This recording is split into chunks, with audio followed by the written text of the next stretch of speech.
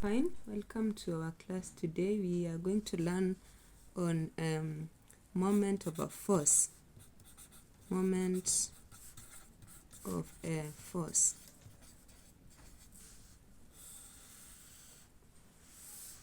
Now, a moment of a force is a measure of a turning effect of a force about a fixed point. So we can say that this is a measure. This is a measure of turning effect of a force about a fixed point, and this fixed point is also known as a fulcrum. A fixed point or a fulcrum. So simply in topic of moments, we will have an aspect of a force and a fixed point or a point of support. Now, a moment, some things to note on moment. That a moment is calculated by having a product of force multiplied by the perpendicular, call it a perpendicular distance, and the distance we're talking here is from a point of support,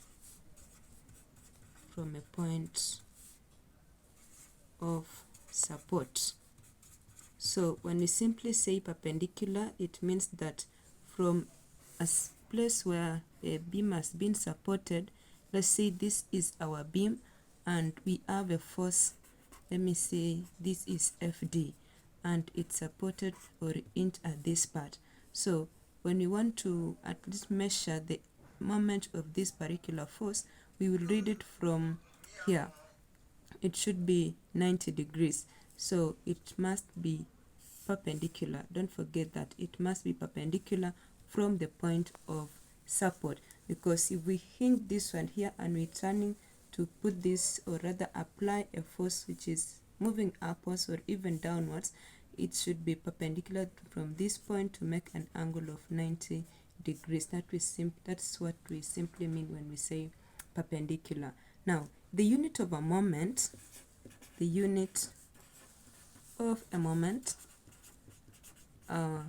is given by a Newton meter. Remember, I'm not having a stroke, it's Newton meter, because Newton simply because of the force, and meter, a meter because we're talking of distance. So every other day we know that the meters is usually an SI unit for measuring distance, and for the force, it's normally say that force is measured in newtons. So a unit for a moment is Newton meter. So a force can either make what we call a clockwise or an anti-clockwise moment. So when we will be doing calculations on moments, at least you need to consider whether in a particular beam is it giving you a clockwise or anti-clockwise moment, and we are going to at least illustrate this. Now consider a beam. Let's say we have a beam, and this beam is supported with a reaction R. A beam supported with a reaction R, and it is loaded with uniform forces as that, so that we can name this as P1, let's call this P2 and P3. And the distance from the point of support, we can have the distance to P1 as x1. That is the distance of force P1 to the point of support, and let's have this as x2, and this other force as x3. Now, for us to at least know whether it's either going clockwise or anti-clockwise, please take it with this illustration that force P is pointing downwards, and we are fixing it from point R, which is the point of support. Now what will happen here, allow me to use my pen. If I'm applying a force on top of my beam, so this force will tend to push this pen of mine to this direction, as you can observe. Now the movement would go in this direction as that. So we know the movement of a clock. A clock, we have a clock, this is 12, 6, 4 and 9. So it's normally 12, not 4 rather, but 3, 6 and 9. So when it ticks, it normally goes in this direction. If you have observed this direction, please look at how my point, my P1 force is moving. It's moving with the same direction as a clock. So we can have P1 to be in clockwise direction. Now for P2, we're using the same illustration. P2, I'm applying my force from here. Now please look at how the pen would rotate in this direction. So that tells me that for the point, or the load P2 and P3 would go in that particular direction, which is simply opposite with the direction of the clock. So for P2 and P3, we will term them as anti-clockwise for the first three, P3 anti-clockwise direction. Now one good unique thing we know about the two forces is that in science, clockwise moment with anti-clockwise moment must be equal if our beam is in equilibrium, and this one would lead us to something known as a law, or rather a principle of moments. Now a principle of moment states that when the beam is in equilibrium, when the beam is in equilibrium,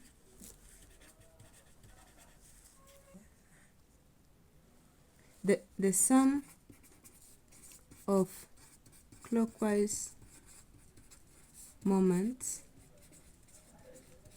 about a point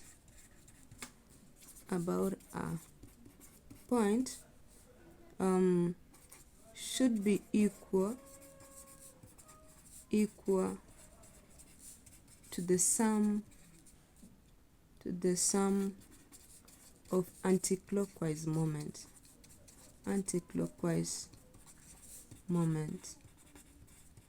about the same point.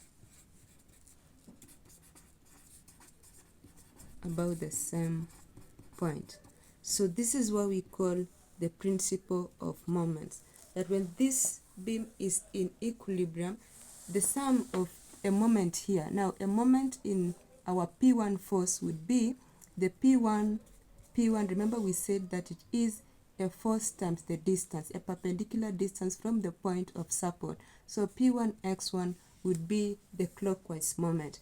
For the anti-clockwise, it would be the P2 and distance x2, so P2 x2, and plus P3 as our force and distance from the point of support, which is x3, so P3 x3. So the two here are the products of anti-clockwise moments, and P1 x1 is for clockwise moments. Now you also need to put into consideration that in my diagram the three forces are pointing downwards and the beam is in equilibrium, and that tells us for it to be stable, the reaction as well should have equal magnitude. That means if we get the P3, the force P3 plus P2 and plus P1, it should be equal to reaction R. P3, P2, P1 should be equal to reaction R. And this would tell you that summation of all the upward forces, the sum of all upward forces must be equal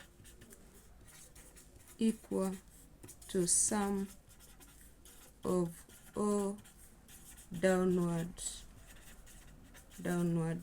forces. Now we have a question. It reads that a figure below shows a beam with distributed point loads. Determine the magnitude of load W required for the beam to remain horizontal and the value of reaction R at the point of support. So what we are looking for is the magnitude here and the magnitude also at the reaction. Now, if you have such a question, it's very wise to at least understand, get to know the point of support and understand the movement, or rather the movement of your forces, whether they'll be in clockwise or anti-clockwise direction. And in this question, we have a single point of support reaction. This is the reaction R. So the 100 Newton force, if we are fixing it from the point R and we are applying our force downwards as this, so that tells us that reaction R would move in clockwise direction. So let me put the CLK for the clockwise, and that would be the same with our load, unknown load W, clockwise direction.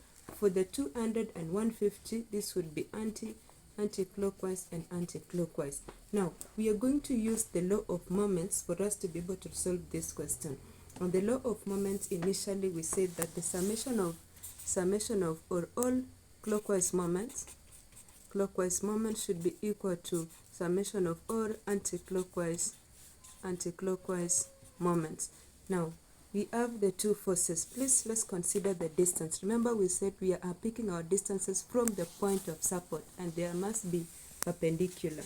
So for the clockwise moment, we'll have 100 Newton force, 100 Newton force in a distance of 0.5 meters. 5 meters plus, so plus W, which is the unknown force, times the distance is 0.3 meters. So the two forces or the two moments are all for the clockwise. Now this should be equal to the anti-clockwise moment, which is 200 newtons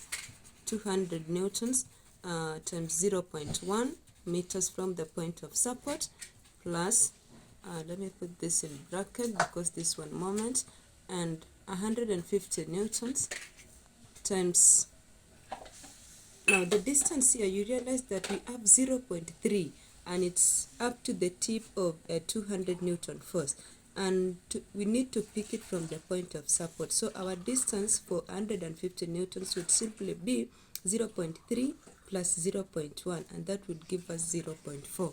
So times 0.4 meters. Now you can pause the video and maybe do your math and see whether you can be able to meet W, the unknown force. So 100 times 0.5, this would simply give us 50 Newton meter, plus this is the unknown force, which would be 0.3 Wm meter, should be equal to 200 times 0.1, that is 20 Newton meter, plus 150 times 0.4, 60 Newton meter.